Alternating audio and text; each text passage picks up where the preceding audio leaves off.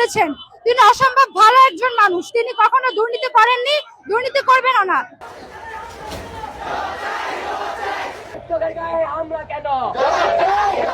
তারা আমাদের স্যারের গায়ে হাত তুলেছেন। তিনি অসম্ভব ভালো একজন মানুষ, তিনি কখনো দুর্নীতি করেননি, দুর্নীতি করবেনও না। তাদের এই কাজটা করা ঠিক হয়নি, আমরা এর জবাব চাই। স্কুলে আমরা দুর্নীতি চাই না, আমরা হুমকি চাই না। স্কুল কোনো ব্যবসার জায়গা না, স্কুল হচ্ছে শিক্ষা প্রতিষ্ঠান। আমরা কলমের মাধ্যমে জবাব চাই, শিক্ষার মাধ্যমে জবাব চাই। স্যারকে মারা হয়েছে, বিএনপি সদস্য আমাদের বলতে কয়তে চাইছে, আমরা এটা জবাব চাই। গায়ে হাত দেওয়া হয়েছে, আমরা এটা প্রতিবাদ জানানোর পরে আমাদেরকে অনেকে হুমকি ধামকি ভিতর থেকে বাড়ি থেকে দেওয়া হচ্ছে। তো আমরা চাই যে আমাদেরকে রাজনীতিমুক্ত ক্যাম্পাস চাই এবং আমাদের হুমকি ধামকি কেউ ভয় পায় না, এবং এই হুমকি ধামকি আমরা আর চাই না। হেডমাস্টারের উপর অনেক হামলা করা হয়েছে, আমরা এর জন্য সুষ্ঠু বিচার চাই।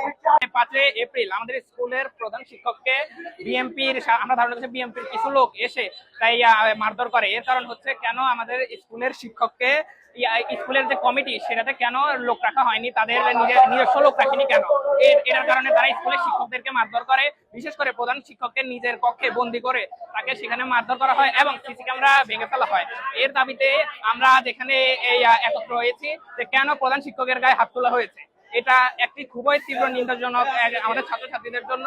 এই বিষয়ে আমরা আজকে কথা বলতে এসেছি। প্রধান শিক্ষকের গায়ে যে হামলা হয়েছে, সে হামলা অপবাদে আমরা পাঞ্জাবের জগতে একটি বিশ্বস্ত নাম শাবাব এথনিক ওয়্যার।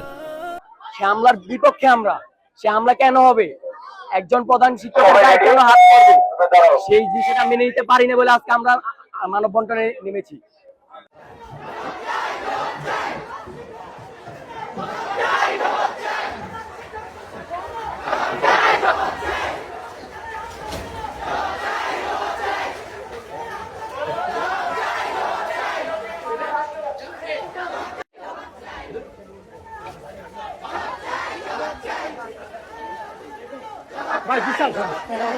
দেখতে পাচ্ছেন যে সবুজ শিক্ষকের উপর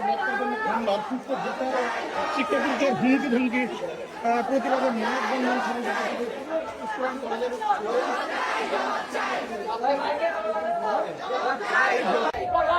জবাব চাই, প্রশাসনের জবাব চাই।